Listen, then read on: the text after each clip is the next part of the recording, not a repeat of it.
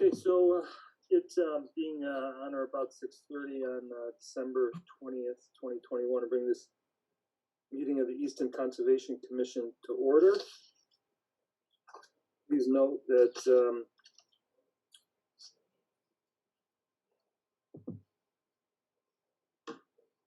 keeping with an act relative to extending certain COVID-19 measures adopted during the state of emergency, signed into law by Governor Baker June 16th, 2021, this meeting is to be conducted remotely over Zoom. Attendance by board commission members will be remote, and remote attendance shall count towards quorum.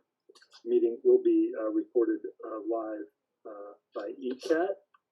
You should also note that should members of the public want to be heard, they can raise their hand as an attendee, and we will recognize them at the appropriate time. One other thing just before we start, in order to establish quorum, we need to do a roll call for the commission members. So just declare your presence. Caulfield's here. Carol here. Spady here. So seeing that we have a quorum, we're going to proceed with the meeting. So Commissioner Lundin will not make it tonight, so I did get a note from her earlier, so it will just be the three of us. And why don't we just dive in? Okay. So first up is 6 Berwick Road. This is notice of intent for a septic upgrade, and I assume that's Peter Lyons.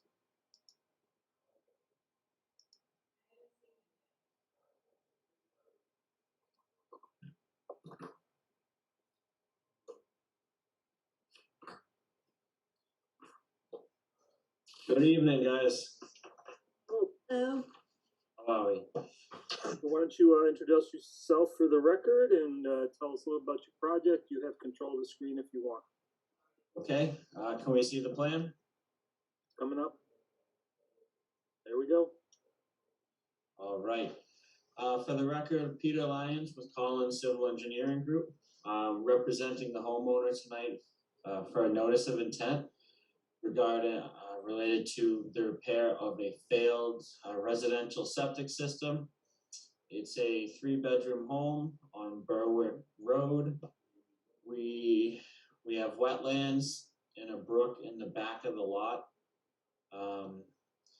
Green being our BVW buffer and blue being the brook, mean high water line. The 100-foot resource area for the brook cuts through the middle of the house and the edge of the proposed septic system. In the 100-foot BVW buffer is this purple line up here, which kind of cuts the system in half. As usual, the general strategy out here is to build a new system as far away from the wetlands as we can, which is why we're pushing it up into the front yard. We've basically done everything we can to maximize the horizontal separation from the field to the resource areas. We do have to position the 2 proposed tanks in the backyard to accommodate where the existing plumbing comes out of the house. So the tanks are going to be the closest component at 36 feet to flag 4. We show erosion control around the project by our dashed line here. That's going to serve as the limit of work for the duration of the project. The system itself is a pump system. We have a 1,500-gallon tank and a 1,000-gallon pump chamber to a pretty large pressure dose leaching field. We encountered pretty poor soils out here from a drainage standpoint, as well as a high groundwater. So it is going to be a raised system. There's a wall proposed on the eastern portion, and then a 3-to-1 slope proposed around the rest of it. With the exception of a couple of trees coming down to the north edge, most of this is occurring in existing lawn area, which is all to be loam and seeded again after construction. Conservation posts will define a permanent limit of activity proposed along the existing tree line. That's about it. We show a soil stockpile area right about at the 100-foot BVW buffer. we show dewatering locations out behind the house. I guess I'll end my intro there, and I'll take any questions. So just for the record, Jennifer, just confirm that butters notifications on all the new hearings have been done. So just for the record, butters notifications are complete and appropriate. So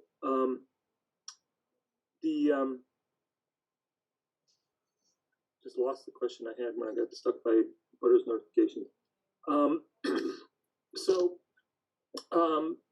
the one issue with the site is that the homeowner has been dumping some landscape debris into the wetland buffer right near the wetland line, between probably wetland flag 1 and maybe 5 or 6. And so I mean it's not substantial, but it's not insubstantial from that sense.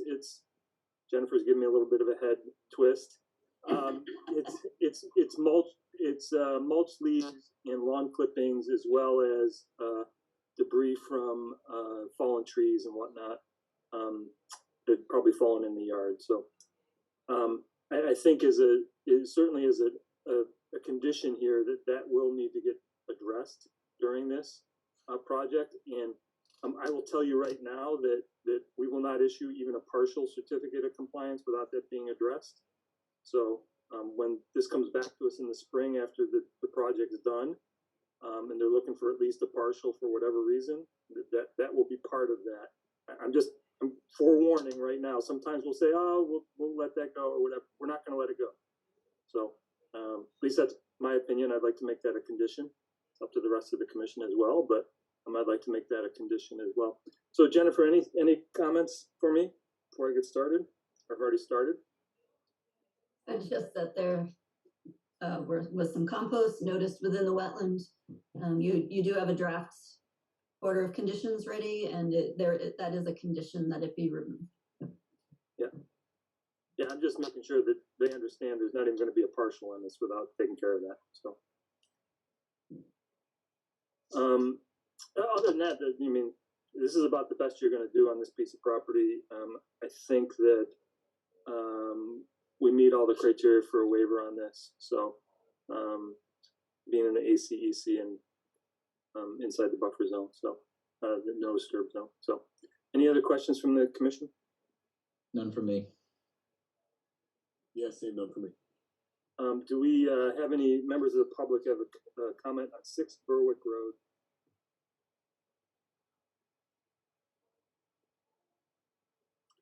Okay, so seeing none, Peter, I assume you want to close? Yes, please. Okay, so see, this is where I like to do the close and issue the so, motion to close the hearing for 6 Berwick Road. I'll second. Okay, so on the motion to close, Caulfield's yes. Carol?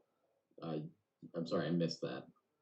So we're just closing the hearing first. We're changing the sort of the way we're doing this a little bit. So I really should be closing the hearing and then we'll vote on the permit. So didn't I second the motion? you did. Now we're voting on the motion.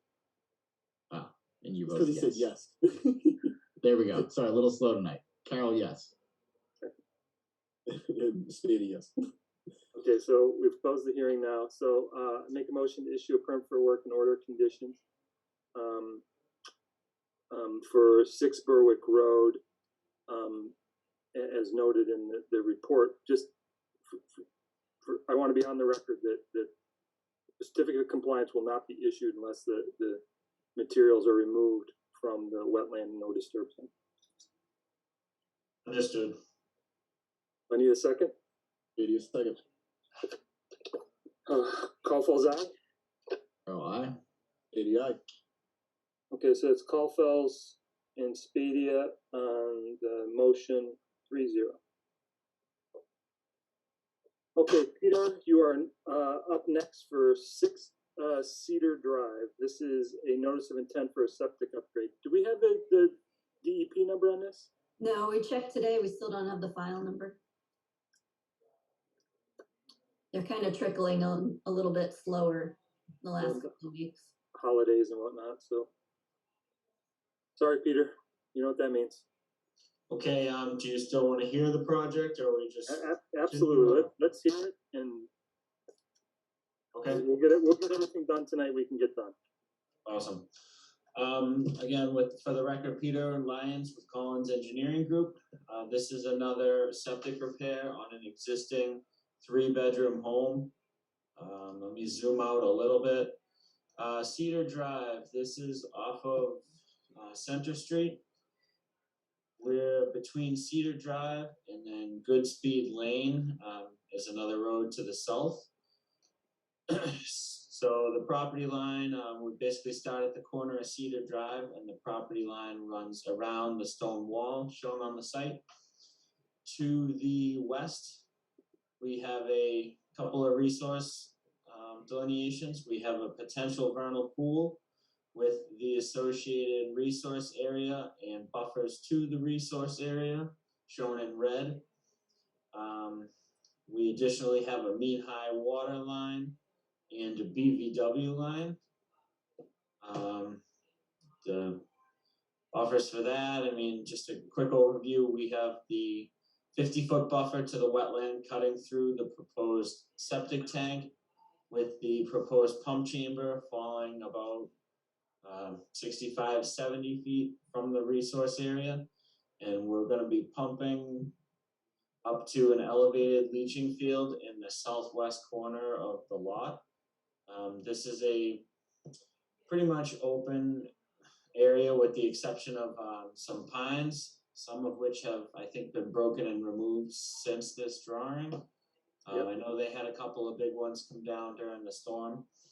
So we're basically, again, pushing the system as far as we can realistically do it. We are able to get it 101 feet to the wetland area, keeping the components just outside the 100-foot buffers.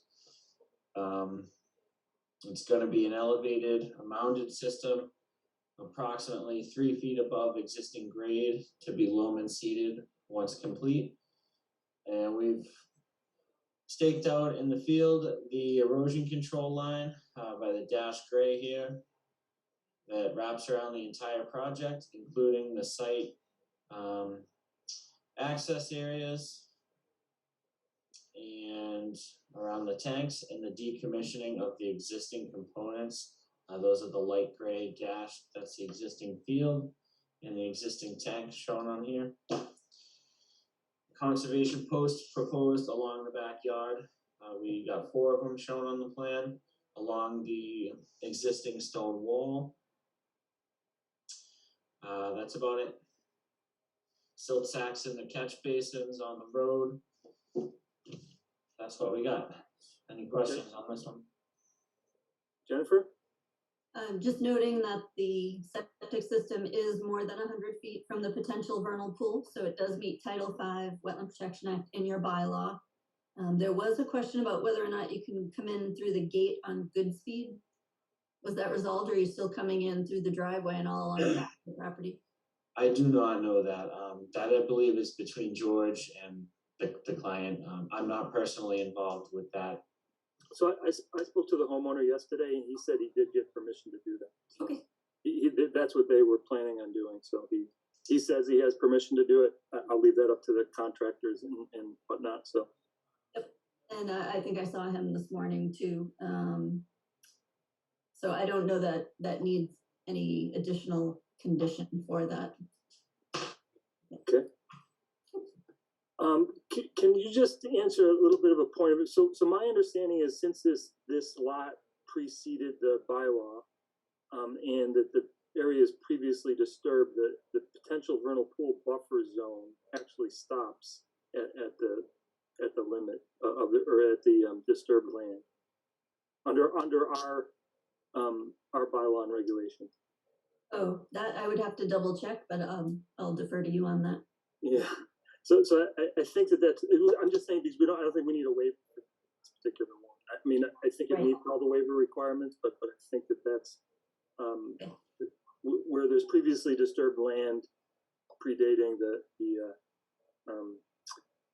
bylaw, then the vernal pool boundary actually stops at the disturbed land. So Yeah, we're good. Thanks. yeah, we're all good. I mean, we have to get a waiver on this anyway, so it's we're okay. So no questions for me, Ben or Mike. Any questions? Okay, so any public comment on 6 Cedar Drive? Okay, so seeing none, so we're gonna close the hearing. No, we just continue it. It would be better to leave it open in case there are comments from DEP. My guess is there won't be, but just in case. You're right. Yep. No, absolutely true. Yep. I don't expect any, but yeah, Peter, this will be in and out. We'll group this to whichever the next with all your other hearings, so that you don't have to wait and everything else. Okay, we'll get this in next time. Okay, I understand, yep. So make a motion to continue 6 Cedar Drive to January 10th, 2022. Carol, second. Roll call vote. Caulfield's aye. Carol, I. Katie, aye. Mike, you gotta be quicker. That was Caulfield's with the motion, Carol with the second. 3-0 to continue. Okay, next up is another Collins Engineering project, 876 Washington Street. This is a notice of intent for a septic upgrade. All right, this is my last one. You see the plan? Yep. Okay, for the record, Peter Lyons, Collins Engineering Group, representing the homeowner at 867 Washington Street. This is an existing 4-bedroom home. Just for the record, it's 876. Okay, it looks like it's incorrect on the plan then. But, so 876 Washington Street. This site is surrounded by wetlands, a mean high water line with the head wall from the road, and the BVW associated with that area. We have an additional isolated wetland on the southwestern portion of the property. The 50-foot buffers are shown by this. Looks kind of gold on my screen. That is the 50-foot buffer, and the 100-foot buffer to the wetlands is the purple line. 100-foot to the stream being the dark blue. The existing septic system is a tank to a leaching field in the front yard in front of the garage. What we're doing is taking the existing plumbing, installing 2 tanks next to the garage, and then clearing out some existing trees in the rear and installing a new 20 by 25 foot plastic chamber leaching system. We are able to keep the leaching field outside of the 100-foot buffers. However, the tanks are within due to the location of the existing plumbing, which can't be rerouted due to its location under the garage slab. So the tanks are going to be approximately 51 feet to the closest wetland flag, and the field is outside 100. We show soil stockpile areas right here outside of the resource areas and buffers. And we show erosion control, as always, wrapping around the entire project, including the site access being the driveway. We have a total of 525 feet of straw wattle proposed. Additionally, we're showing, looks like 6 conservation markers around the edge of the existing lawn area to act as the permanent activity limits. What else? Pretty standard notes on the plan, keeping the site clean, DEP numbers visible, all that stuff. Some straw wattle details. I think that's most of the important stuff. Any questions from the commission? Jennifer? Peter, is that your most recent plan?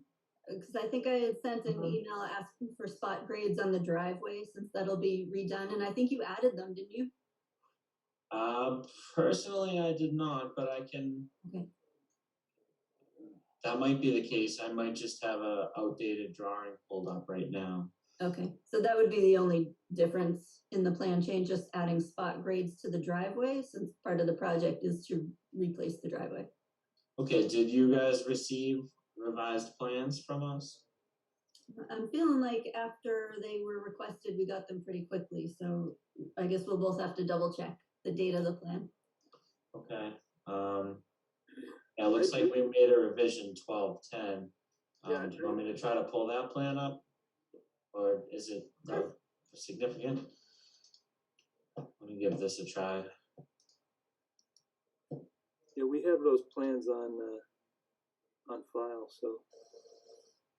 All right, it looks a little different. Let me try to. There's a couple of spot elevations, so, on the driveway, so. Yeah, there you go. Okay, sure, right here. Yeah, there's one at the end of the driveway too, at 101.4, I think, 101.2. Yeah. There we go. Yep, and I think we discussed, are they able to get the, probably not with you, probably with George. Are they able to get the trucks in over the tanks in order to build the system, but you're gonna work from the back and then build as you go back out to the driveway, correct?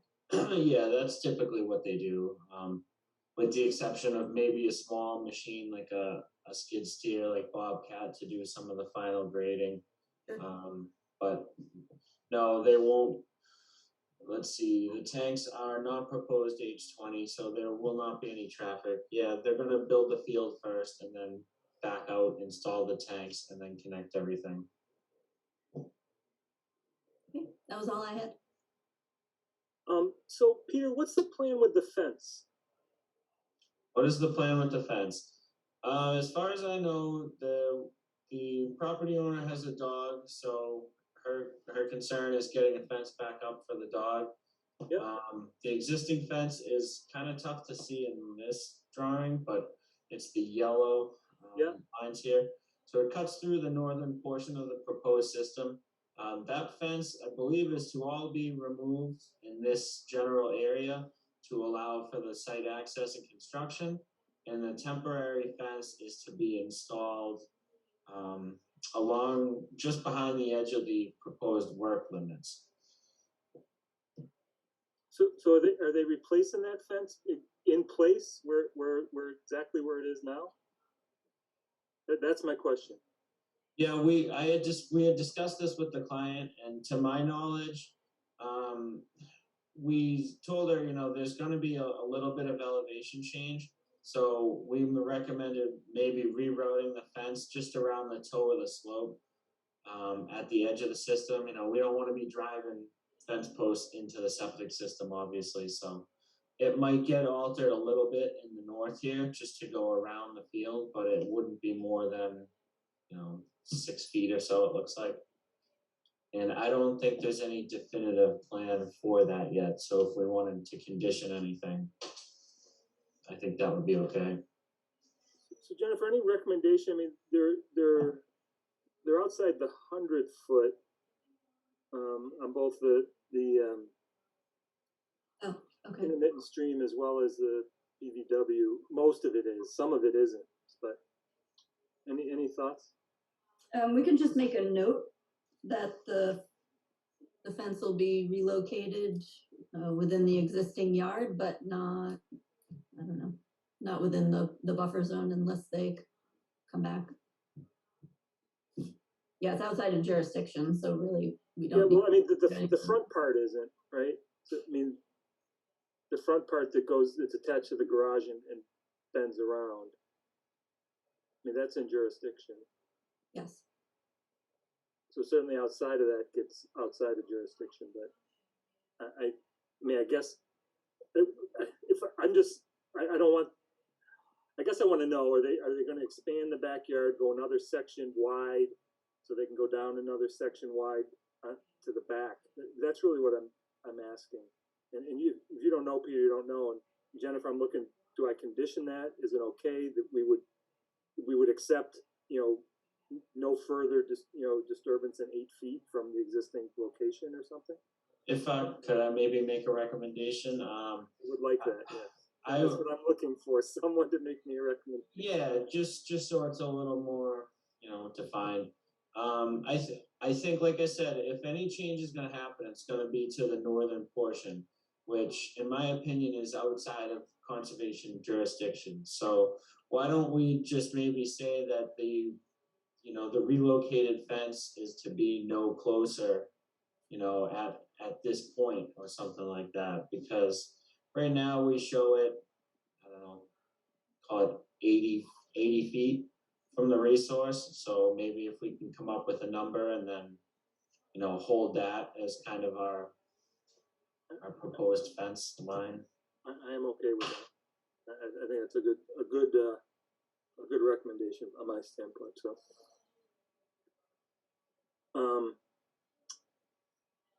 Okay, any other comments from the board, commission?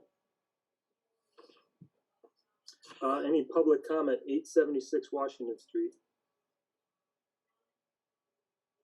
And we do have a DEP on this, so I assume you want to close, Peter? Please. Make a motion to close 876 Washington Street. Oh, second. On the motion to close, Caulfield's aye. Carol, I. Stady, aye. Caulfield's, Carol on the close. Motion to issue a permit for work and order conditions for 876 Washington Street. Noting that reestablishment of the fence on the northern side should be no closer to the resource area than present. Carol, second. Got you there. Yeah, almost a draw. Roll call vote, Caulfield's aye. Carol, I. Stady, aye. So that was Caulfield's with the motion, Spadia with the second, 3-0. All right, and if you want to put a number on that, it's 80 feet to the existing fence currently. So Thank you, noted. Jennifer, do we need to talk to Peter about 43 Tanglewood? I don't think so. They're both partials. The site does have to be stabilized though, so there should be the 3 inches of straw on top of the disturbed soil. And they didn't put up the conservation posts either, so. Right, I don't think that was required in the permit Okay, because the wetland is across the driveway from them. okay. That's fine. I mean, if we'll be okay, then we don't need Peter to talk about it then. okay, if you guys are done with me, I just don't need him to hang around an hour to have that 3-minute conversation. You just heard it here, 3 inches of straw, it's gotta get out. Got it. Noted. All right. Well, thank you all. I'm gonna sign out if you're done with me. Thank you, Peter. Take care. Happy holidays. Thank you. You too. Thank you. See you next year. Bye. 507 Foundry Street requested a continuance to January 10th. This is a notice of intent for renovating a parking area, retrofitting an entrance, repave, and connect to public sewer. This is a property on Foundry Street, on the next to the plaza that has McGuire's in it. So, are we okay with January 10th on this, Jennifer? Do you think you get everything back from them? Hope so. No, I just, so I'm going to make a motion to continue 507 Foundry Street to January 10th. Carol, second. Roll call vote, Caulfield's aye. Carol, I. Stady, aye. So that's Caulfield and Carol with the second. 3-0 to continue. Okay, next up is the New Pond Spillway on Foundry Street. This is a notice of intent from the town of Easton for the removal of trees per request from the Office of Dam Safety. So we need to bring up, oh my, Well, it could be Matt, but I'm not sure he was prepared to talk. I think it was just going to be me saying the town owns, the Conservation Commission owns the pond. The dam spillway, the embankment is under Office of Dam Safety regulations, so that's chapter 253. And Office of Dam Safety does require that trees and shrubs be removed from the embankment to prevent any kind of catastrophic failure. So if the tree fell over, you know, obviously the root ball would come up, there would be a huge gap. There's a potential for the dam to breach, and that would cause significant damage and potential loss of life to people downstream. So that is required to be removed. Okay, so do we want to talk about this permit at all? Sure. Yeah, I don't know. I mean, I know Matt, I don't know anybody else who might be involved in this. It seems like there's a couple of abutters that have questions as well, but I mean, I should probably promote Matt just in case there's a question that comes up from the abutters that you can't answer.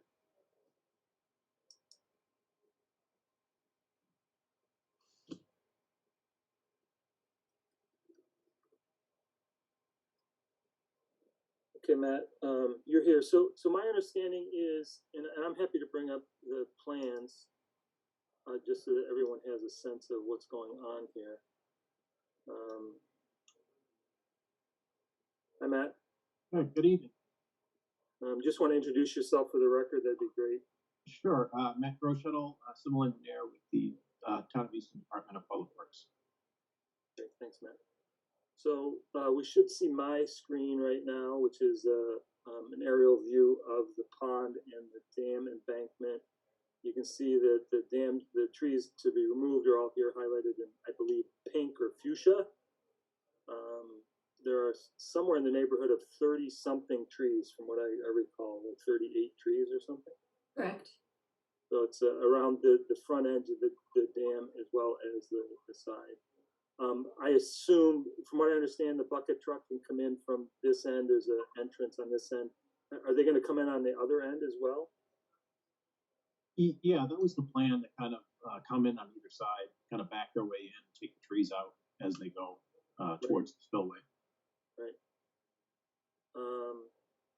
So I have, you know, as soon as the issue was raised to me, I said it's obvious, and I can't believe we didn't do it before. So I really have no questions. Anybody else from the commission have questions? Honestly, I guess I just didn't know that this was a rule, but it seems like a lot of trees. And knowing the amount of people who use that all summer for fishing, I'm just wondering, naively, is it necessary that 100% of the trees be removed? My understanding is it is. Okay. Yeah. I think it's one of the answer to that is it only takes one. Yeah. Yeah, that's a good point. It's the one you don't cut down too. Yeah, for sure. Always. So I agree with you, and you know, and that dam does get used all 3 seasons at least, and then from that standpoint.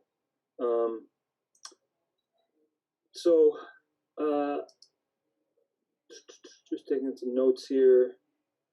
Waiver, obviously we meet the requirements, there's no alternative, least impactful, and obviously the public interest is obvious on this, so. I will just note that there are a couple of animal burrows, and there may be some lower sort of, not sinkholes, but lower areas that need to be, at some minimal fill should be added to those. Right. The suggestion is to make it a 5-year permit. You can do that for ongoing maintenance for projects such as this.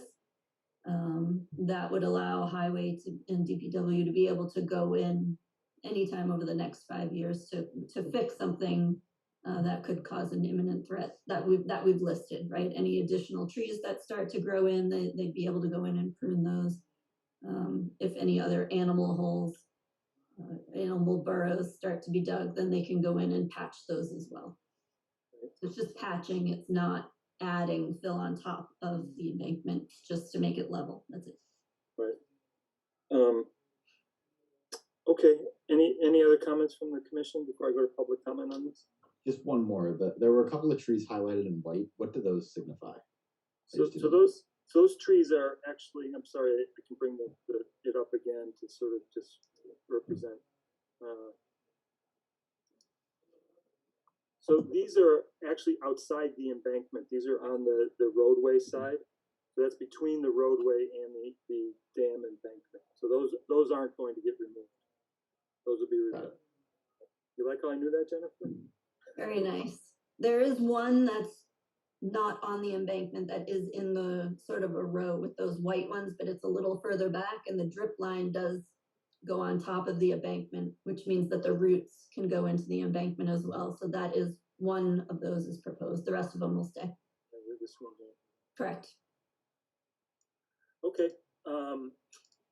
Okay, so I will stop this, bring it up if we have questions. So,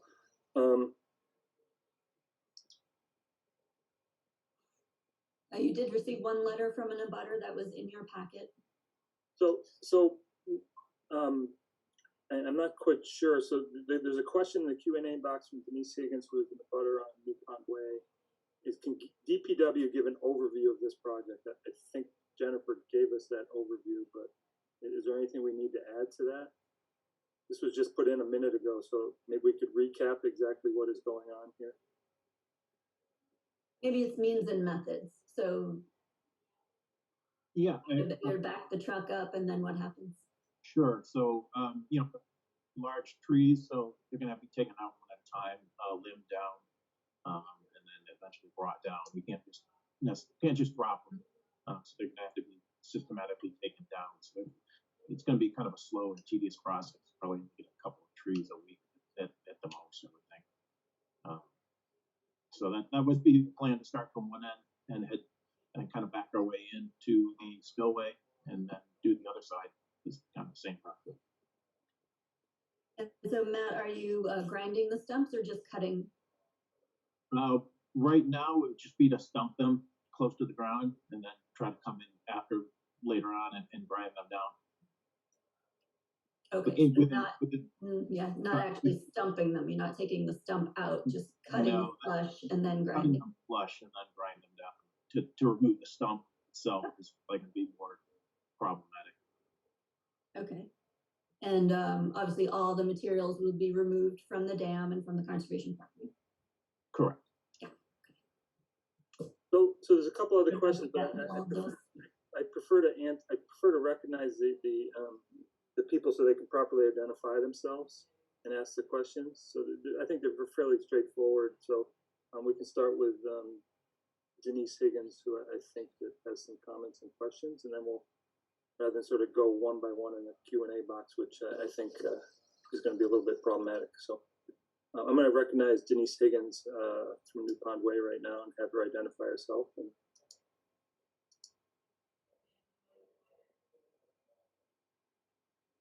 she's coming up now.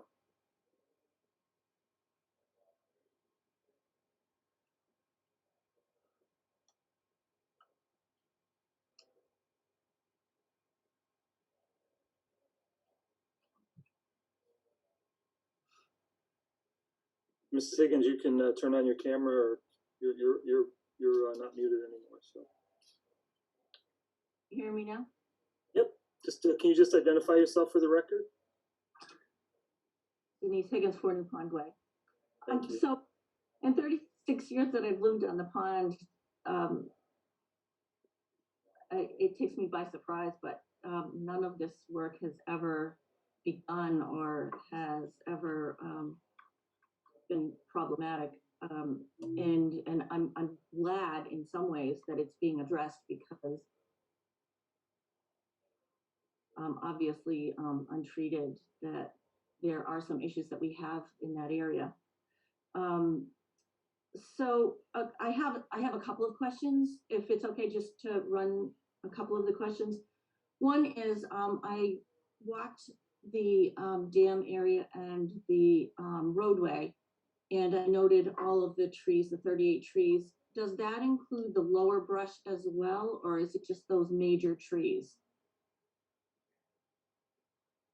It does, the plans do show, So will the brush that's of smaller, the smaller circumference brush is also going to be eliminated, is that correct?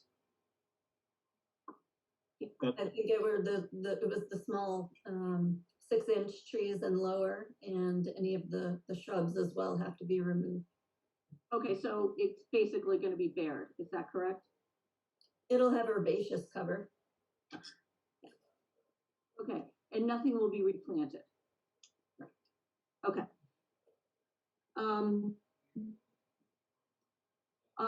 Also, I'm sure that the DPW and the town knows that that's our one-way in. We have no other alternative way of accessing,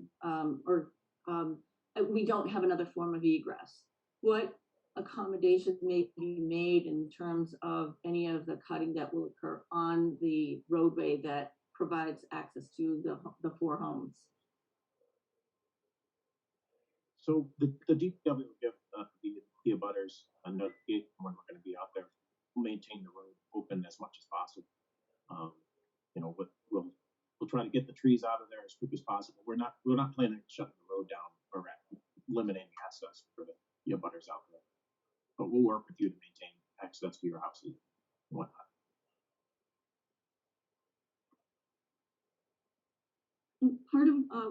Part of my interest in sending a letter was that it was an unfortunate situation, but on 2 occasions, very large limbs of trees have fallen on my vehicles, sustaining serious damage, not only physically, but financially. I'm wondering if beyond the scope of a particular project that conservation might take a look, and I know it's beyond the scope of this personal, but not without going outside of it. For example, there are some trees on the east side of that Yukon roadway that are also need to be dead limbed or need to be addressed. Is that something that can be done concurrent with this project? So I think that from my standpoint, I think we could probably send someone from DPW out to take a look at the trees to see if there's an imminent hazard to the trees. If the trees are healthy, we probably would not take any action. But obviously, if there's a problem with the tree, either being diseased or dead or in imminent danger of an issue, we would want that addressed. But that's something that we would have to have a DPW evaluate for us in order to do that. If that became necessary, it'd be easy for DPW to come in as an amendment if they wanted to do it while they were out there, or it would be a minor mod from my standpoint to do that. So I don't think we'd have a big issue to do that if the trees needed to be addressed. So part of the roadway is of concern in the project, and then as you advance further beyond the roadway, advancing to the end of New Pond Way, conservation is to the east side of the roadway, and it's not part of this project, and that's, I'm talking about twofold.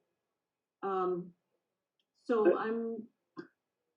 No, I understand that question.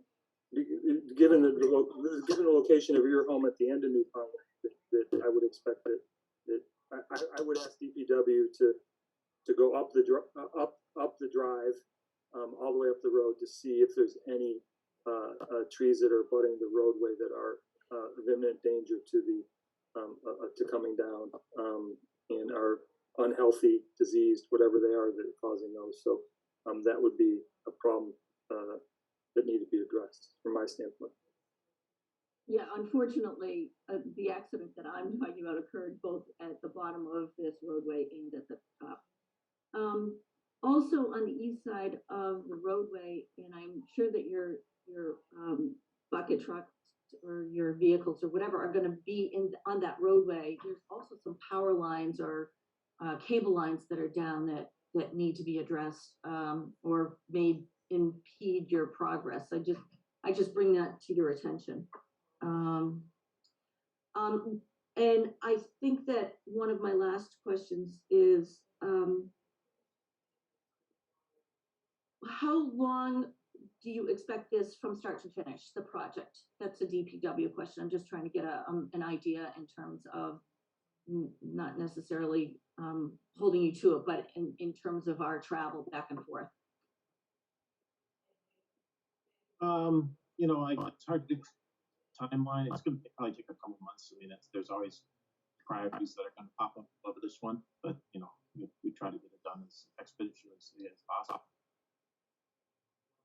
But it's like I said, the trees are pretty large in size, and they're not all going to come down in one day. It's going to be a long process with taking them all down systematically. Especially you're talking about wires in the area too, so that complicates it.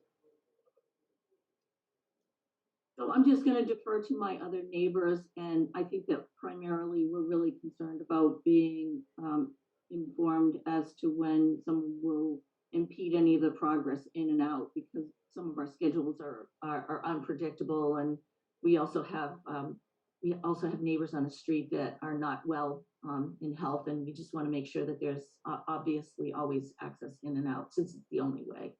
So again, I defer to my neighbors who may be in waiting. Thank you. Thank you very much.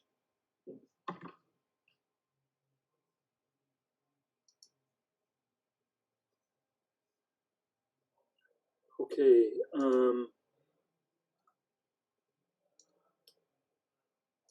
so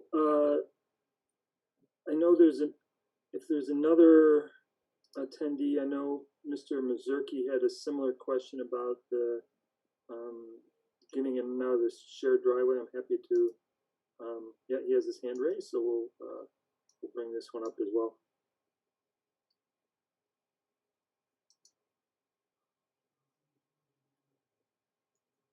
Mr. Mazurki, you're able to unmute yourself, turn on your camera. There you go. Hey, for the record, Dr. Andrew Mazurki, 1 New Pond Way. So I just wanted to expand a little bit on Denise's question. And so this will be specifically, I guess, directed towards Matt.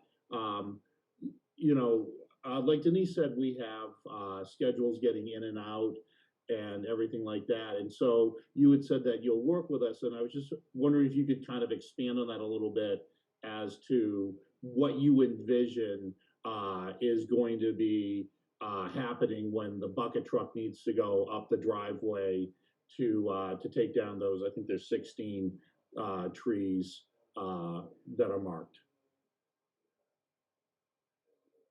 Well, I mean, I think we'll give you ample notice when we're going to be working out there, specifically on that roadway, to kind of get everybody's schedule and take into account your schedule. You made it apparently, abundantly clear you guys need to get in and out there, so we're not going to close the road down completely. We'll take your emails and we'll leave contact, and let you know when we're going to get out there and do some work. But the plan isn't to shut the roadway down for days on end. It would be a couple hours, hopefully just a couple hours during the day when we have to take up some portions of the road to get the trees out of there. Okay, and when you say ample notice, because ample is a term that is flexible in its meaning, is it enough time that if we need to park our cars down at the end of the road before you get there, because you're going to be there for 4 or 5 hours? I mean, I'm not an engineer, but I've seen bucket trucks, and like moving them in the middle of doing some work is not necessarily always possible. So, when you say ample amount of time, like what do you think? How do you define an ample? Well, I hope we could give you a day or two notice before we do some work on that would impact that roadway. Okay. Touching on something that Mrs. Higgins brought up, there are some trees that are probably healthy, but have limbs overhanging the power and or cable lines. Is that something that you would be able to address at that particular point in time?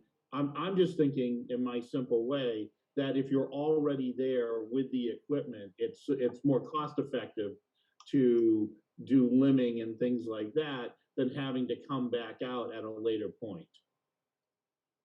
So generally, stuff that's in the power lines is not something DPW is going to take care of. That's the utility company's maintenance on those issues. So if it's hanging over power lines or active lines, the DPW is not going to touch it. Okay. The power companies do get a little testy about that. So is it National Grid?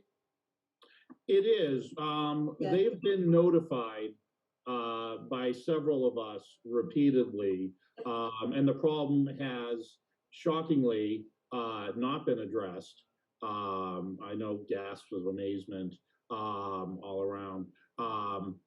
So I didn't know if that was something that the DPW was able to handle. I understand jurisdiction and corners of sandboxes and things like that. Yeah, they probably would not be able to do that, but definitely keep calling National Grid. Yeah. Okay. Yeah. All right. So that was really my questions, was just access. I mean, the picture that was sent that highlights in magenta the trees along the roadway isn't super high resolution. There are one or two trees on the roadway that aren't against the pond side, but are still growing on the raised roadway. Do you know off the top of your head if those have been flagged for removal as well? Because they would, they are just as capable of falling over and tearing up a section of the dam as something on the water side. So at this time, it's just the one tree that Rory pointed out on the map during the presentation a little earlier. But since this is a 5-year permit, proposed to be a 5-year permit, and the DPW will get a permit also from the Office of Dam Safety. If Office of Dam Safety comes back and says, no, you need to remove those 6 other trees, then it would be part of this permit. Okay, so it'll be basically bare, but with ground cover on the water side, but on the side abutting the Baker's property, it would only be large trees that threaten the stability of the dam or the roadway, whatever we're calling it. But otherwise, brush and everything like that is going to stay.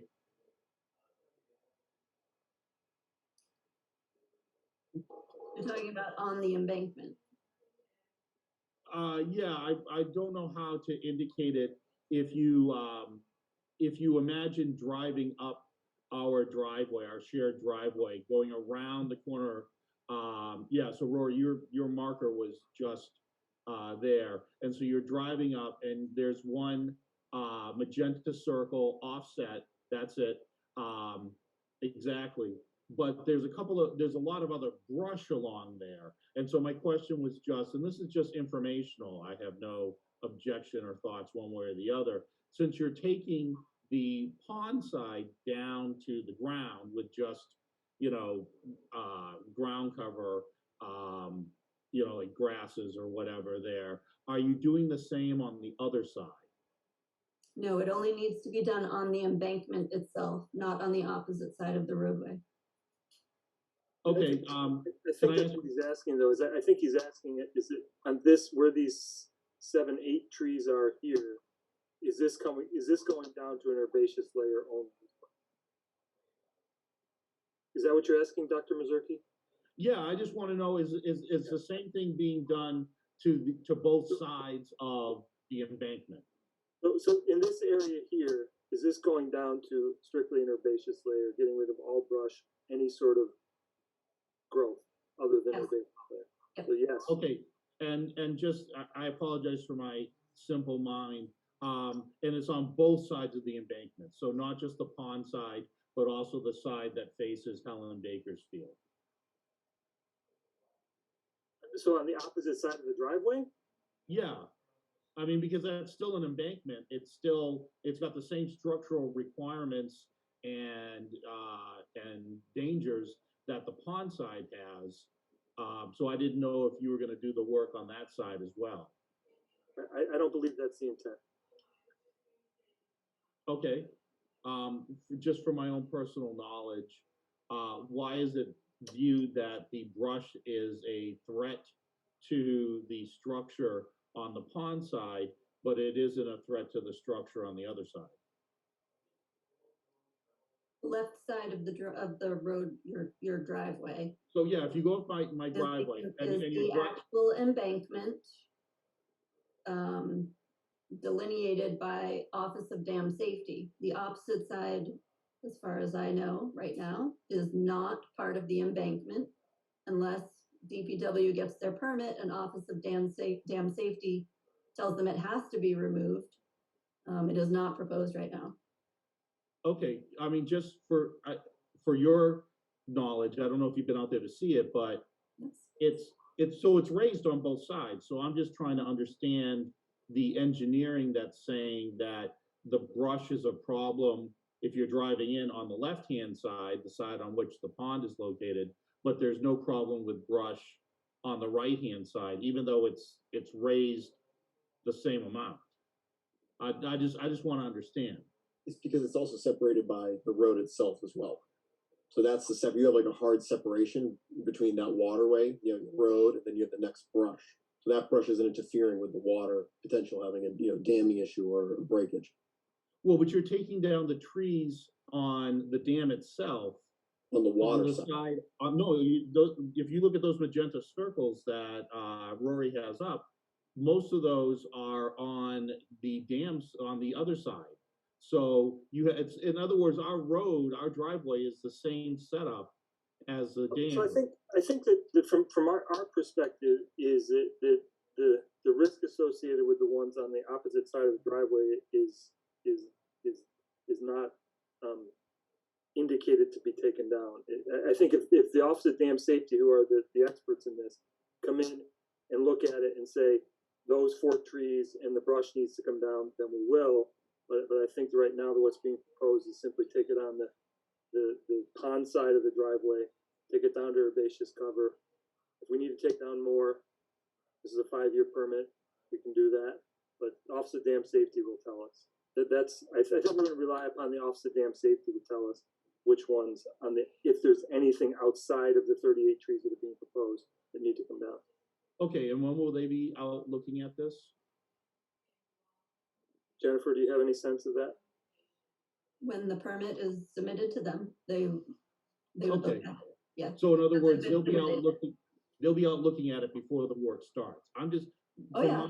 from my simple way of thinking is why not address all of this at the same time than having to have DPW come back out and redo something at a later date? I mean, as DPW won't be doing any work until the Office of Dam Safety also gives their permit. Okay, all right, then thank you. I did not understand that. And I think just like Rory said in his introduction, the big question or, elephant in the room was why wasn't this done when the dam work was initially done like 25 years ago or whatever. So I'm trying to avoid that happening. All right, thank you very much. I think that answers all of my questions. Thank you. Thank you.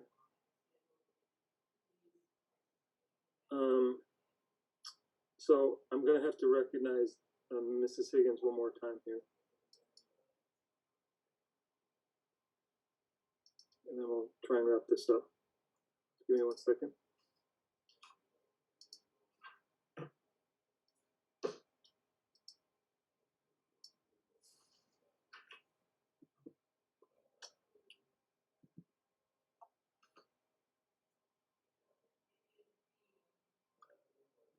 Okay, Mrs. Higgins, you're back with us. You can unmute yourself, turn on your camera.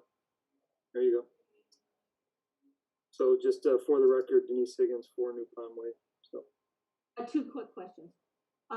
Actually, a question and statement.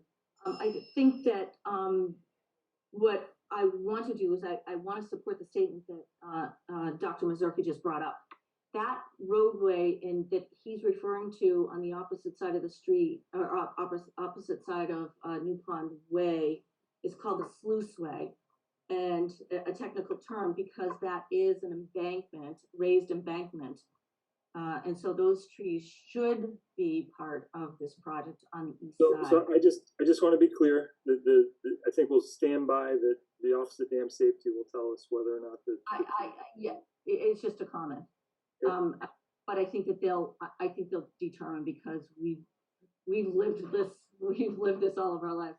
So my question is, at the top, Rory, where you put the top star, the very top star.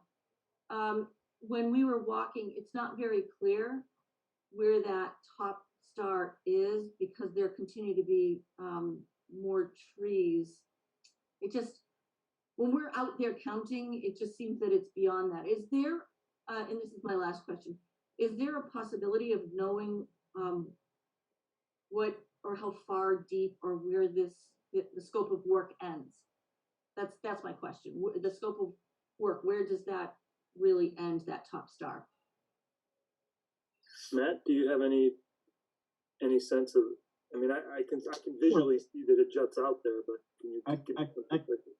I can give you my best answer would be, we're looking at the tree removal along the portions of the dam. So where there's the mortared stone wall that runs up that portion of the road, it terminates at the northern end.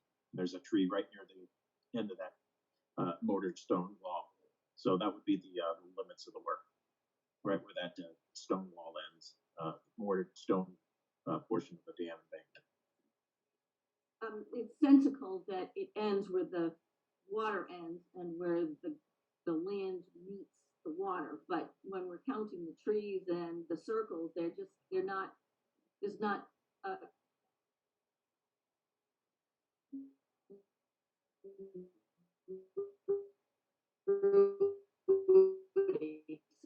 so I was just, we were just.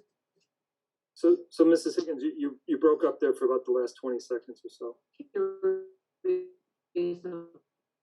About how that was arrived, and if truly it's just part of the purple circles, and we're walking. There's not just one second. So we haven't heard about the last 30 seconds or so. Your connection destabilized there, and we got, sorry about that. Yep.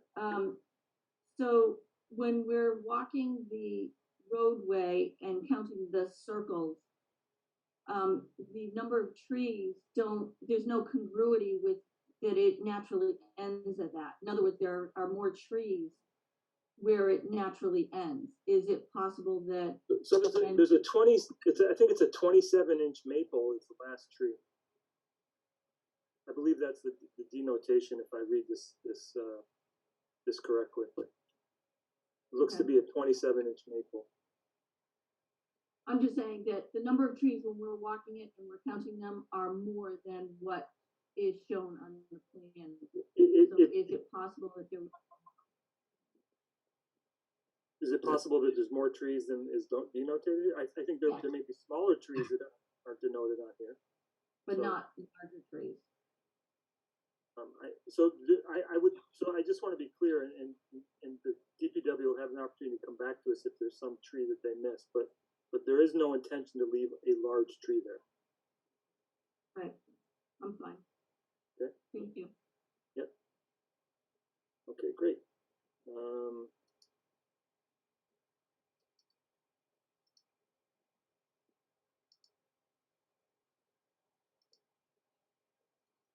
And thanks again for your comments. I appreciate it. Any further comment from the public on New Pond Dam tree removal? Raise your hand. Give me some indication. I think certainly I recognize those two abutters, but.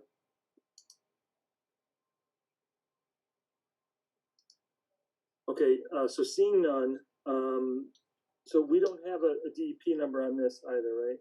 Correct. So we're gonna have to continue.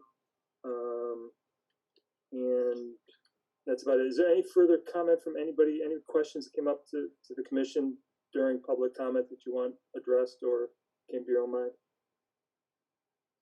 Yeah, no, I think we're okay. I think that one of the things that I do want the DPW to take away from this is that if something changes, please bring it to Jennifer, and she can probably determine whether it's a minor modification or not, or whether it needs to come to us, and we'll certainly address it. We understand this is a public safety issue, and we do want to address it. So, and I would appreciate it if sometime soon someone from DPW, and I know soon is loosely defined, if someone gets out to New Pond Way to see if there is anything causing imminent hazard for the residents or their property that is on conservation property. So other than what's already hanging over the lines, I know it's a National Grid issue, but I would appreciate that. Okay. So unfortunately, we're going to continue to January 10th. We don't have an option here. So motion to continue New Pond Spillway to January 10th. I'll second. Who wanted it? Who got it? Give it that. He's got it. I was there first, in all Okay, fairness. so he says. Roll call vote. Callfield's aye. Carol, I. ADI. Okay, so we're going to continue to January 10th.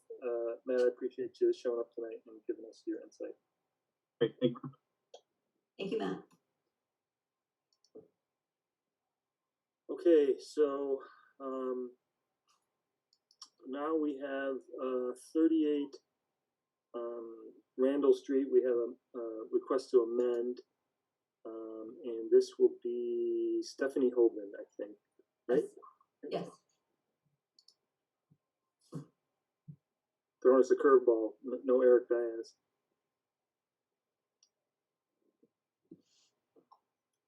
Okay, Stephanie, you are with us. Good evening. Thank you.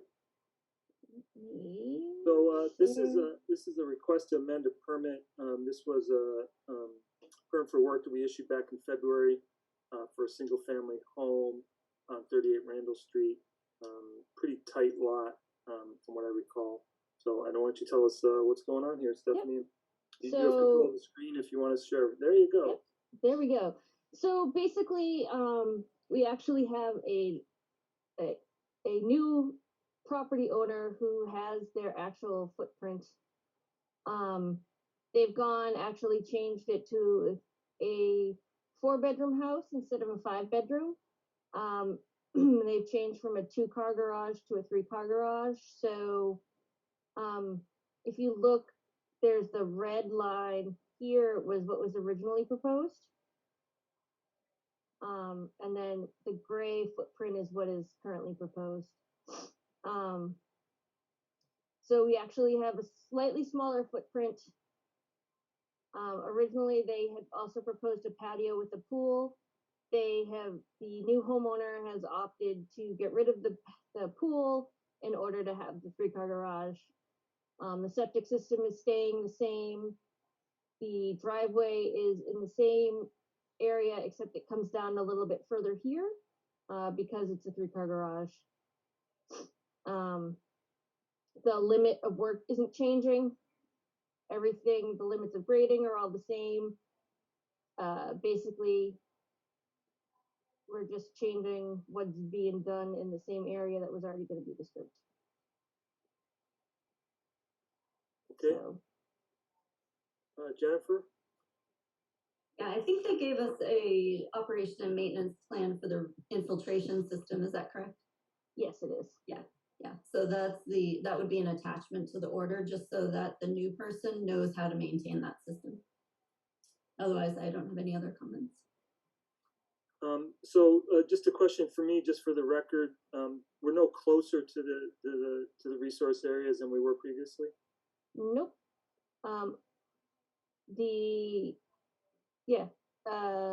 Septic system hasn't changed. The house isn't any closer than it was before. Actually, it might be a little bit further away because it's Yeah, I mean, yeah, it's inside the footprint of the other one, so. Yep, yeah, so nope, we are not any closer to any of the resource areas than we were before. So there was a table at one point that showed the difference in pervious.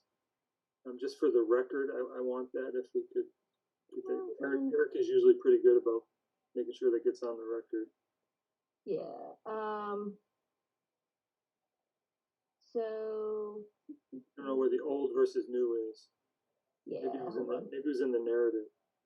it might have been, hold on one second, let me open it.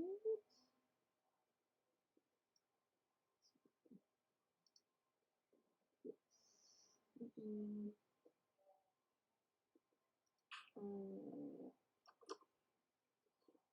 see if I can. Yeah, there it is. There it is. Yeah. Yep, so we have, So slightly, impervious is decreasing by about 125 square feet, and the pervious is actually increasing by that amount. So Yep. it's a 125 square foot swing in the right way. So just for the record. So thank you. Any other questions from the commission? None for me. Nothing for me.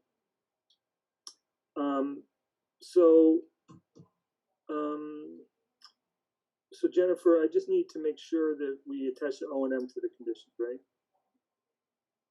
Okay. So I make a motion to approve the amendment to the existing permit and adding to the conditions that the O&M plan needs to be attached to the conditions and given to the new homeowner. 82nd. Roll call vote. Caulfield's aye. Carol, I. Spady, aye. So that was Caulfield's, Spadia with the second, 3-0. Okay, Stephanie. all right, thank you. Thank Thank you. you very much. Yep. Have a good night. You too. Do.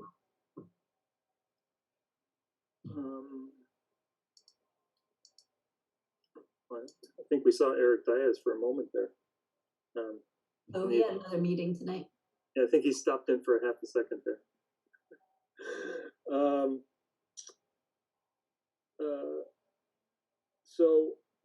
The next up are some continued hearings that are requested to be continued again.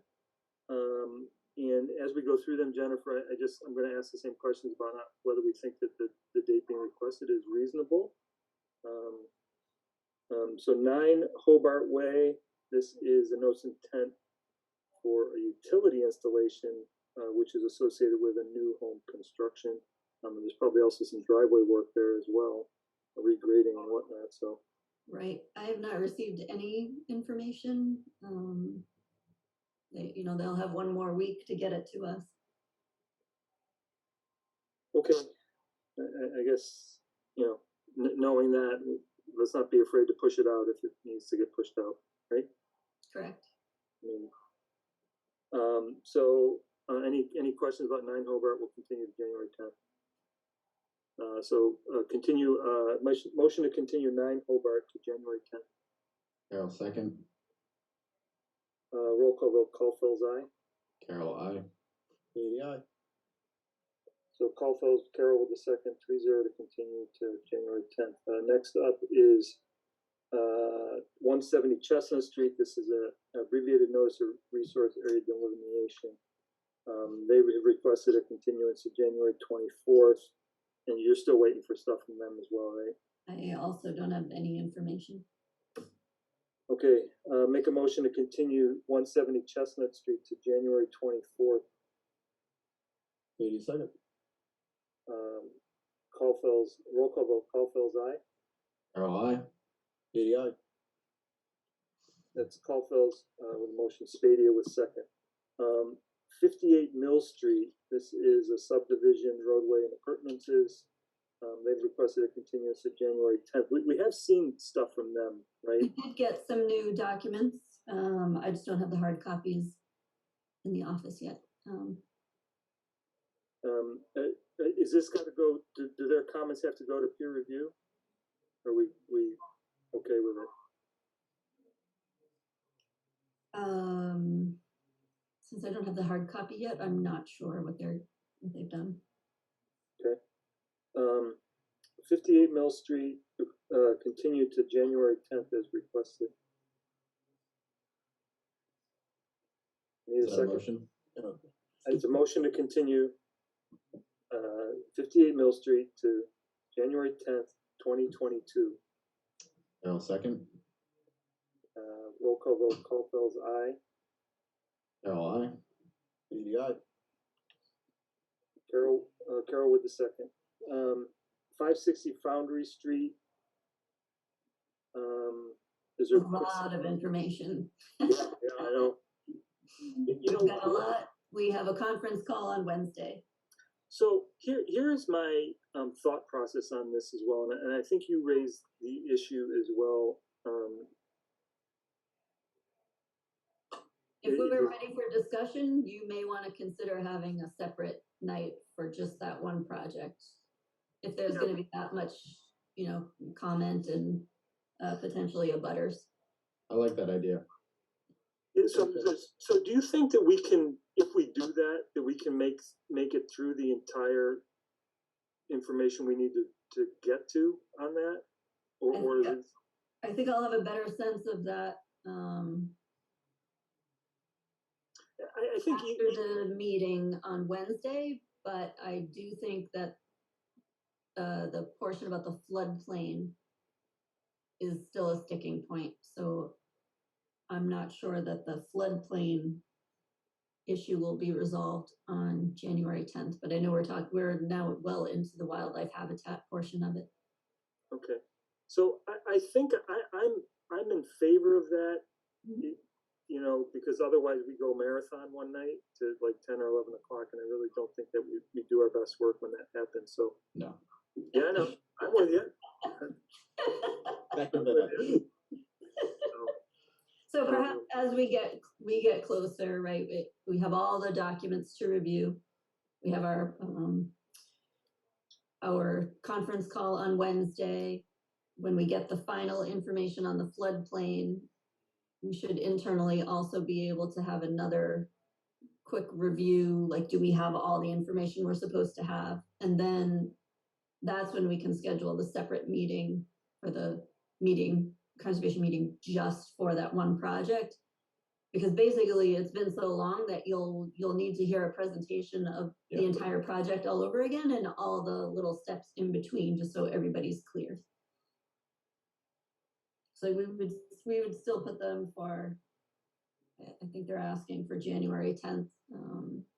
Yeah, and we may prior to January 10th go to them and say, listen, let's do January 18th or whatever it is, right? I mean, we just may say to them, I think it's in everybody's best interest that we, give this the time it needs on a separate night. Even if we don't make it all the way through that entire meeting, we'll get through a bulk of it.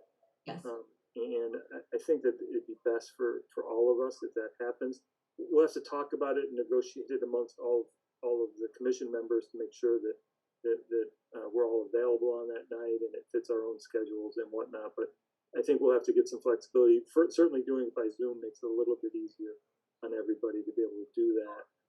So I know we're good to do it to January 10th at least, and then we can, as we get more information, as we get closer to January 10th, we may go to the applicant and say, listen, I know it's coming up for January 10th, but let's think about doing this a different night. So I thank you for the conversation. I think we're all on the same page there. So I will make a motion to continue 560 Foundry Street to January 10th. Carol, second.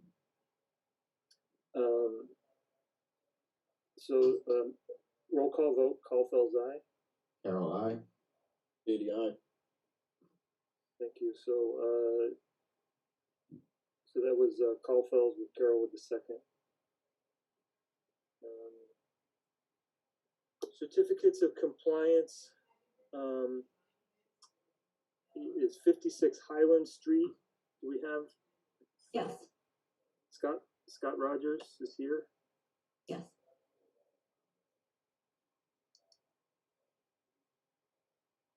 And James Morrissey, I think, is the landowner, I think.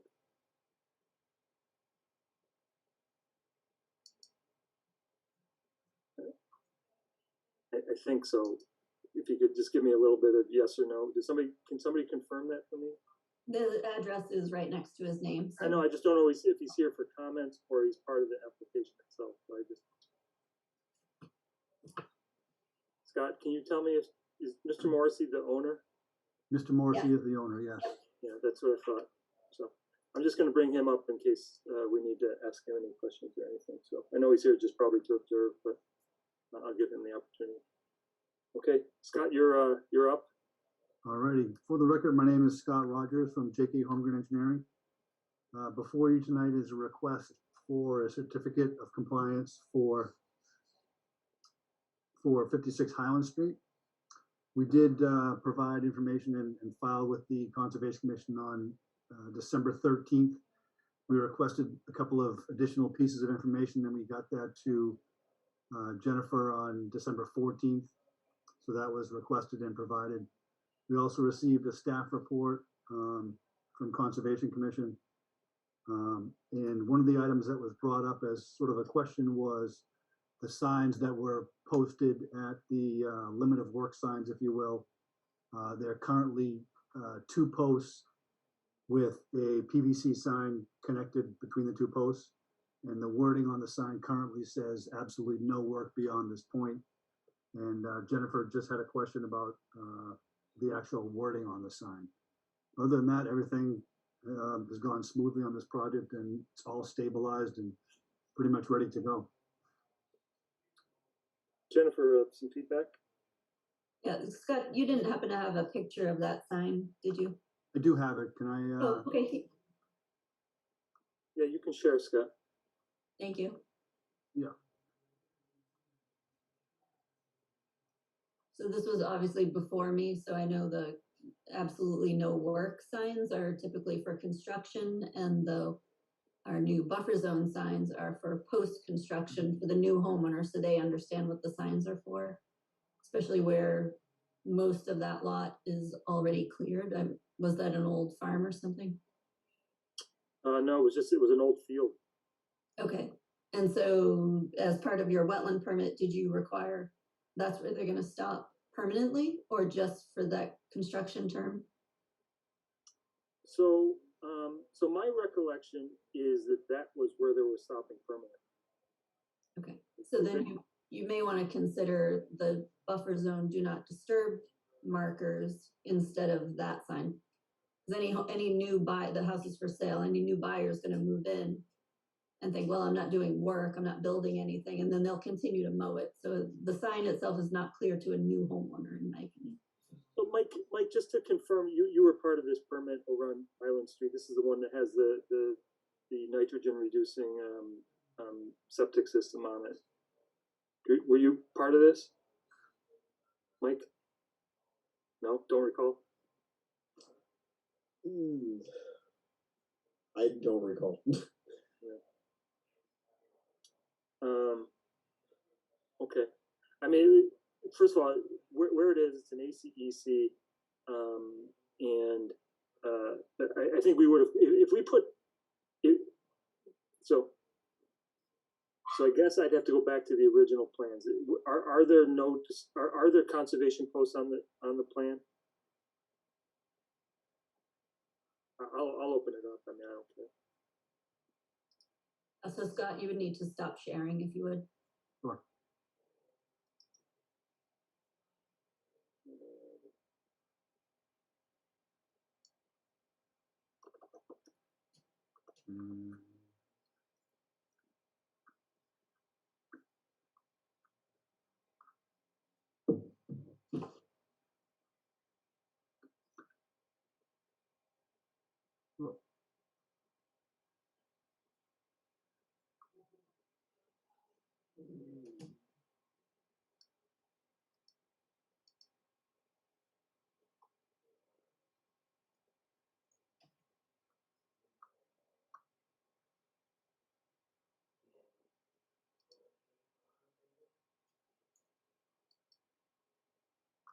Thank you.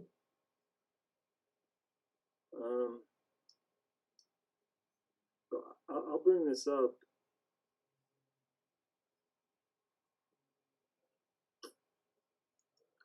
tilting my head sideways to look at it.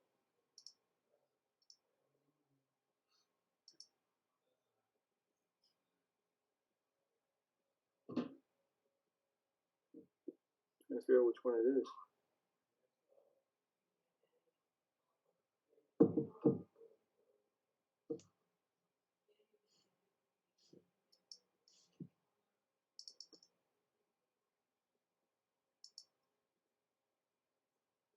Can you see that? You can see looking at permit eyes, but not a plan. Same. Can you see the plan now or no? Nope. Okay, let me try it again here.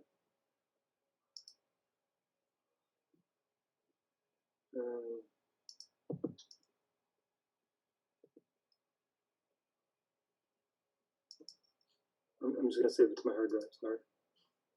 Easier to get it open that way.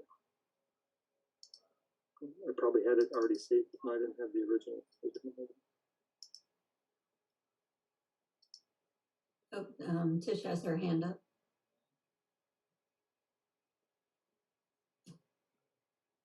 Would you like me to share my screen with the permit eyes? No, I just got it, thanks. Thank you.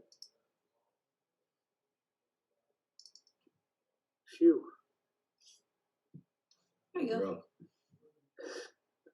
A lot of effort. It shouldn't be so hard. Not like We this. laugh because we weren't doing the effort. I know. If you recall, well, so this is an existing house next door. This is the new home, singular system behind it. It's a little mounded. This is the limit of work. I don't see on here that there were any conservation posts, but I think I'm trying to see. So.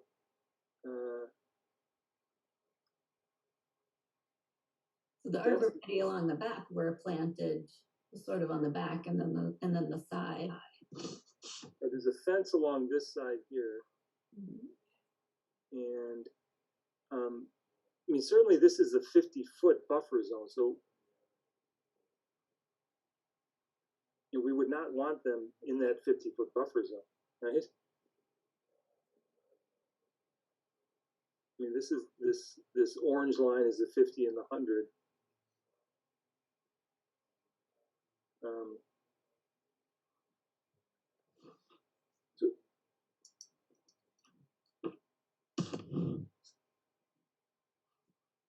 So I mean, I don't see him on the plan, but was it in the conditions? Do you recall, Jennifer? I don't remember seeing it. I also read those conditions almost a month ago. Right.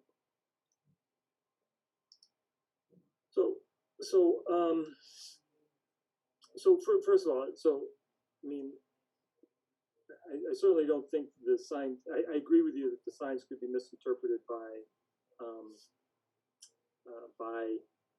a new homeowner to think, well, I'm not working out there, so I can do anything I want beyond there. So the question is, Scott, was the intention to keep those signs up and leave them there, or was it the intention the signs were going to come down when the erosion control came down?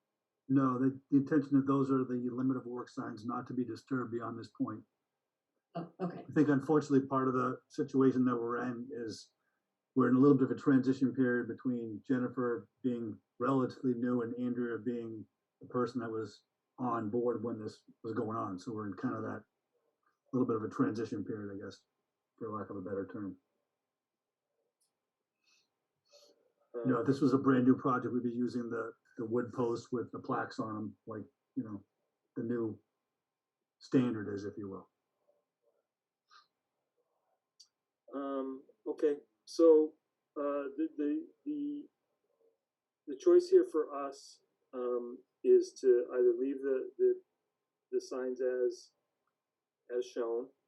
I think it says absolutely no work beyond this, or to prescribe some alternative sign for them to use. Issue a partial and then, and go from there. But, so I'm looking for some input from Ben and Mike.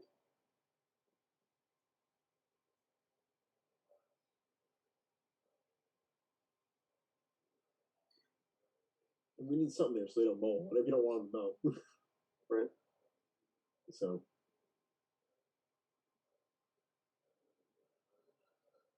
Put some time in life, Margaret. What do you think, Ben? I'm not opposed to no work beyond this point for this one, for its order of conditions.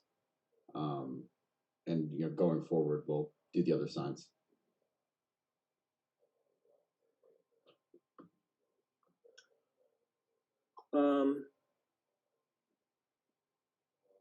I mean, I totally understand Jennifer's point, but at the same time, I'm sympathetic to the applicant for not getting precise instructions on what to do.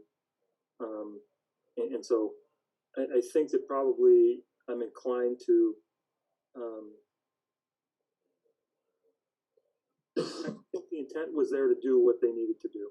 And so I think I'm okay with it. I would prefer something else, but I think I'm okay with it.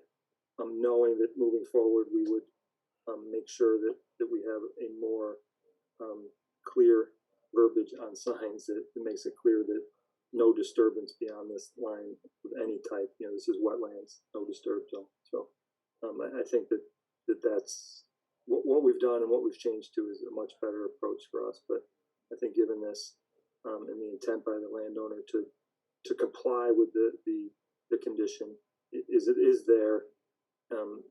So I think they've done what they needed to do. I will say that there's always permits on Highland Street. And I can assure you that as I drive by Highland Street, I will make sure the signs are still up and he's not mowing out there next summer. So, and if they are, we'll have Jennifer send a letter saying, you need to reestablish your no disturb zones and we'll get the signs up that we want. So, not the easiest way to go about this, but I think I'm okay. That sounded like a motion to issue a full. Any public comment on 56 Highland Street? So seeing none, I make a motion to issue a certificate of compliance for 56 Highland Street. That's it. Carol, second. Roll call vote. Caulfield's aye. Carol, aye. ADI. Caulfield's Carol with the second, 3-0. Thank you, Scott. Thank you very much. Have a good holiday. You Appreciate too. it. Two. Oh my. Okay, so next up is 7 Gunwood Lane. This is a certificate of compliance for a septic repair that was done recently. Correct, it's stabilized and ready for a full. I have no questions. Anybody have any questions? None. Any public comment, 7 Gunwood Lane? Seeing none, make a motion to issue a certificate of compliance for 7 Gunwood Lane. ADI second. Roll call vote, Caulfield's aye. Carol, aye. ADI. 3-0, Caulfield, Spadia with the second. 38 Concerto Court, this is a partial cert for this lot. I think it was part of a bigger subdivision. Part of Tanglewood 2, apparently. Yep, so everything's finished for that property. It's okay to issue a partial certificate of compliance because it's included with all the other lots in the whole subdivision. And this particular lot didn't actually even have any wetland resources on it. Correct. Okay, any questions, comments? Seeing none, any public comment for 38 Concerto Court? Make a motion to issue a partial certificate of compliance for 38 Concerto Court. ADI second. Roll call vote, Caulfield's aye. Carol, aye. ADI. Caulfield's with the motion, Spadia second, 3-0. Thank you. 43 Tanglewood Drive. This is a partial certificate of compliance. They were just before us a couple months ago to get the permit on this. So. Correct. So they have 2, one for the old permit, like we just did with Concerto, and then the new permit just for the septic system. Both of them are partials. Okay, Okay, so this is the one where they need to put down the 3 inches of hay, because it's just dirt right now. Correct. Okay. And so they've been advised of that, because they hadn't done it as of yesterday. So, okay. So do you want to give me the numbers? I only have the one set of numbers here. Maybe it's in the report. It's in the report. We're good. I think we're okay. Sorry. I just want to keep it straight here. That's all. So we want to issue a partial certificate for both, right? Correct. Okay, so we need any public comment for 43 Tanglewood? Any commission comment for 43 Tanglewood? Seeing none, make a motion to issue a partial certificate on Easton permit 0625 and a partial certificate on Easton permit 1724 for 43 Tanglewood Drive. Carol, second. Roll call vote, Caulfield's aye. Carol, I. Speedy, aye. Right, and just to make it clear, the Wetland Protection Act permit also gets the certificate of compliance. Correct. So the wetland protection, the DEP number 1520860, DEP number 152176. Thank you.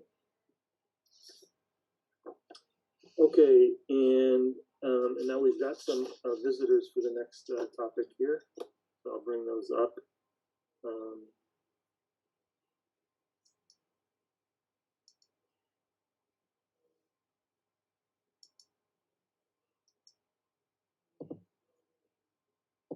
They should both be coming up. So this is Barron Estates, the development over on Mill Street. I think it was originally denoted as 71 Mill Street. I think we need an update on the wetland replication and some discussion about no disturbance zone markers and an expired permit. So, Jennifer, I don't know if you want to go first. You want Garrett to go first, which so we'll leave it up to you.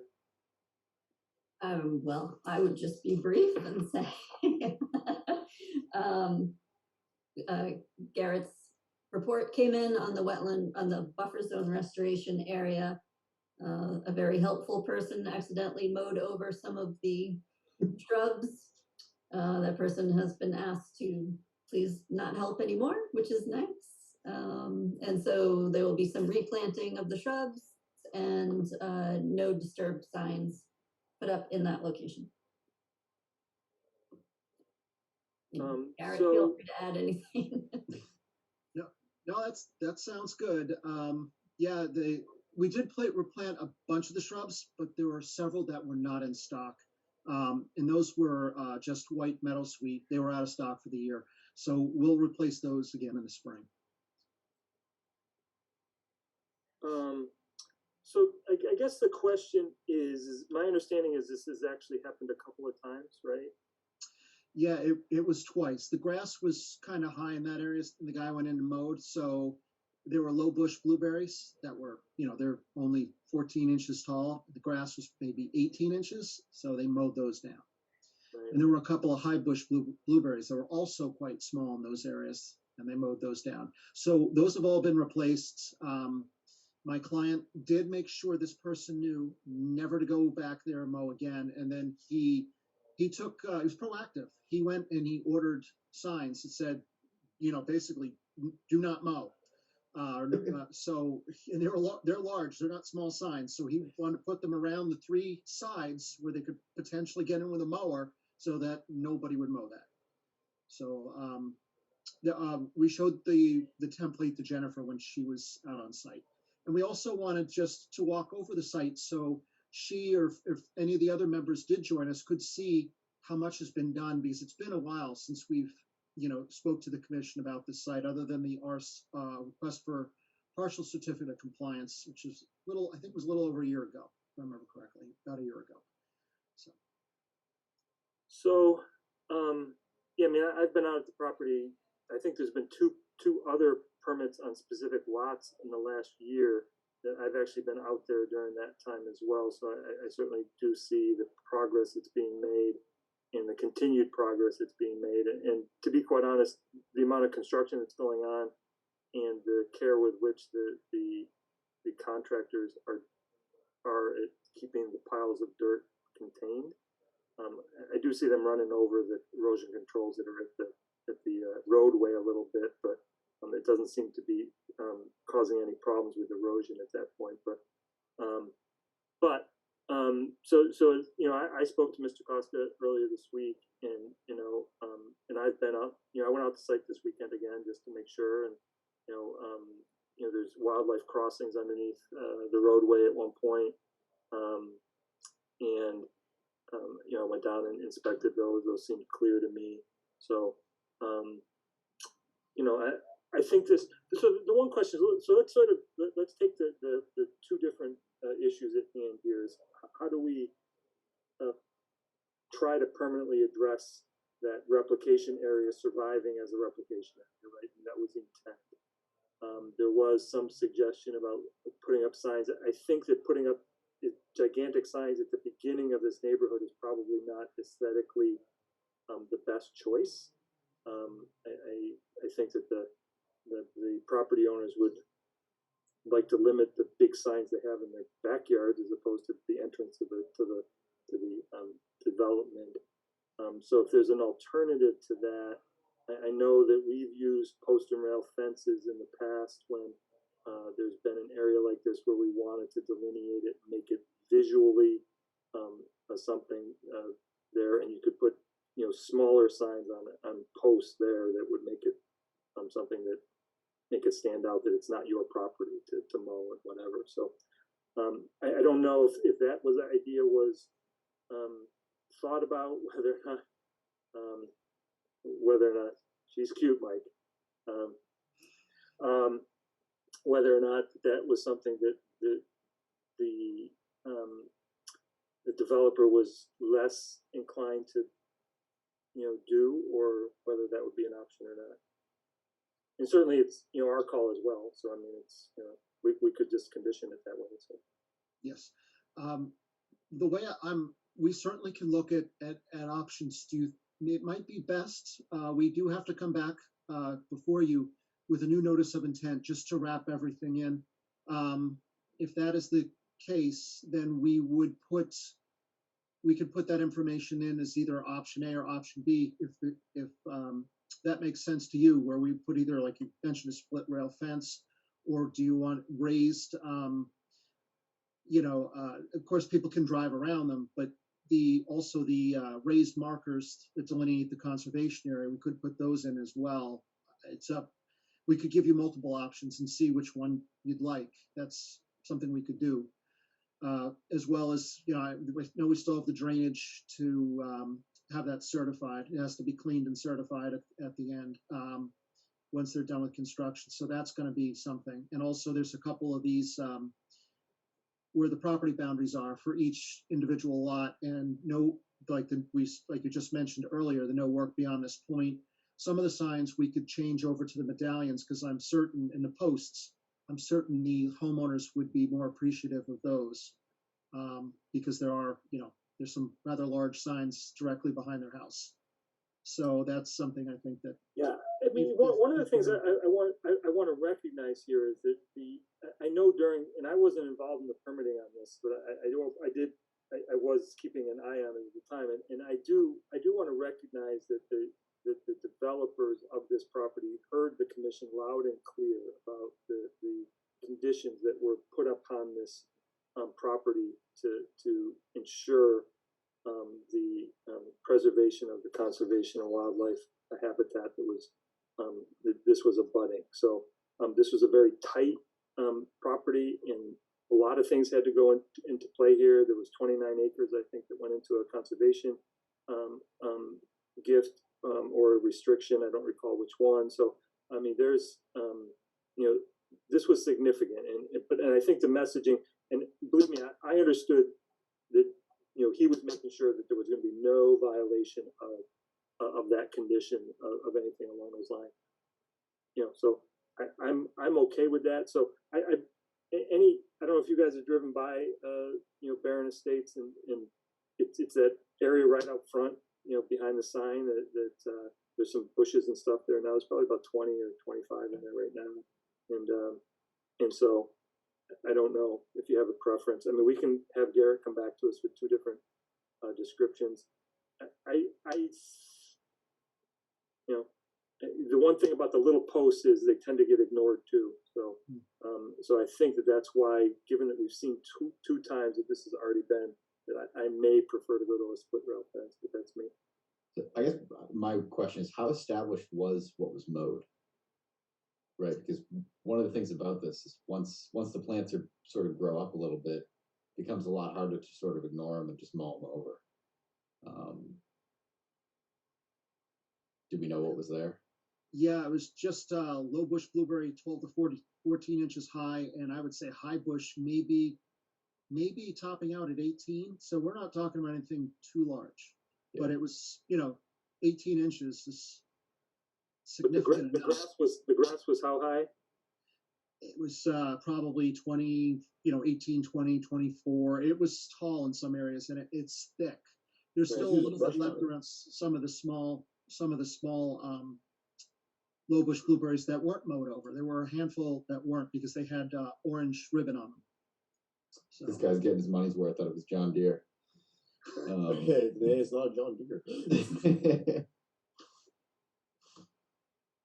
So I mean, I don't know if we just want to give them direction now to go with the split rail fence, or if we give them an alternative. So I prefer a split rail fence. I like the fence. You froze. Honestly, I don't have a strong opinion either way. So if everybody else wants the fence, I'll go with the fence. You guys hear me? Yeah, no, we just you unfroze us. Yeah. Okay, so I mean, I think that's at least a majority of us would prefer it, and another one would go that way if we went that way. So, Jennifer, anything else we need to know here? I think we're good for the moment. The permit has expired, but it looks like the Planning and Zoning Board have a bond on the remaining work. I did send a note asking for them to include the wetland work in that bond before any money was returned, but with the holidays, we haven't had a chance to connect with them. So I don't have an answer on that yet. So is this, so there was some purportedly there was an agreement that they didn't need to keep the permit open to continue the work that they were doing. At least that's the story, right? So, are we saying that while that isn't what we would prefer, because there's a bond, we'll let that be for now?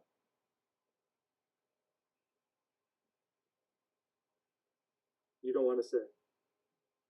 Okay, so because there's a bond, we're trying to tie the wetland work into the bond to ensure that it gets done.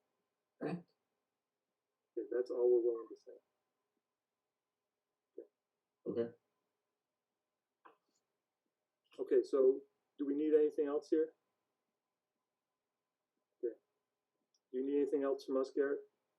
I don't believe so. I think we're good. Okay. Okay. That's good for me. Okay. Very good. Thank you. Thanks. Thank you.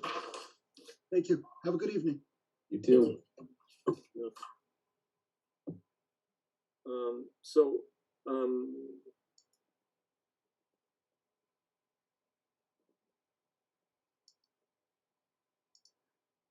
I did not see minutes for the 6th. Did I miss them?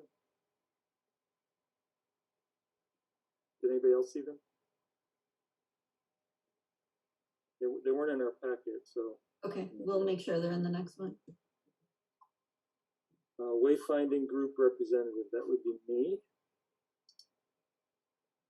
So I will make this as brief as possible, Jennifer. You guys pick a sign? We did. So the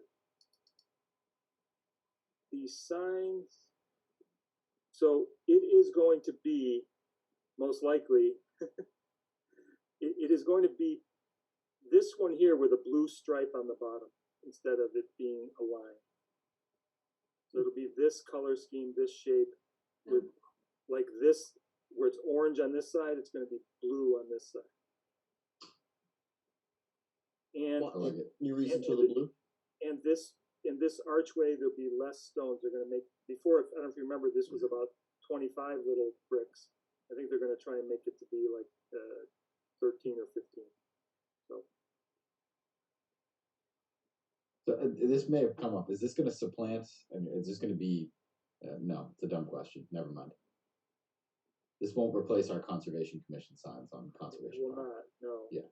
We may, at some point when we start replacing signs again, we may add some symbolism of some sort, a portion of this. We'll have to make that decision, or whether to add that to our own signs. But no, this is sort of the family of signs that they're sort of talking about, whether this would be like, you know, the welcome to Easton's and then the town offices. These are roadway signs. You can see here on the side of the roadway. So it's this version, a little bit like this, but probably a thicker blue stripe at the bottom, with a blue stripe in between on all of the other signs, a dark blue. Okay, any questions? I like it. Good stuff. And so now we are up to environmental planner updates. Tim Wright Field, all the bids came in over budget. Town council went to the bid office to make sure there couldn't be any disputes, and they said we should re-bid the project, but only break it down into just one portion of it. So town council just revised the bid. I got it today. I didn't have a chance to look at it. It should be tomorrow, but I'm hoping to get that advertised as soon as possible so we can go out to bid in January, hopefully pick someone in January so they can work and finish before end of April. The grant timeline is at the end of the fiscal year, so I pushed for April just to give us some leeway in case we had to shift a few weeks either way. But the whole project has to be finished before the end of the fiscal year, so that means we have to finish the project. I've got to pay everybody, then have a couple of weeks in between when we get the proof that we paid someone, then I submit that for the grant. So I build in a few extra weeks for, time. So do we lose the grant if we don't get this done?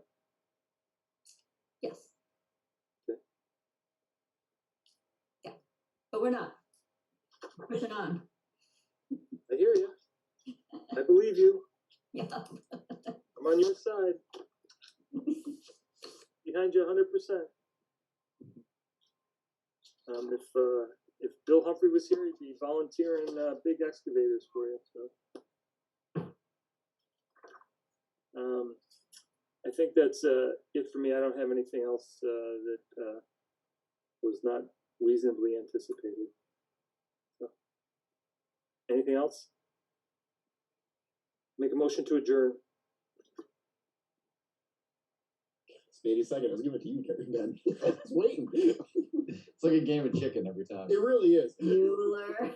We gotta just set up a pattern to this, Mike, or like have a God, conversation. we'll alternate. It's just gonna be. I just think I should defer to the vice chair. That's an even better idea. You guys can start making the motion. You wish. Done. I'll start seconding. All the same stupid Callfell's things. aye. Motion to adjourn. Callfell's aye.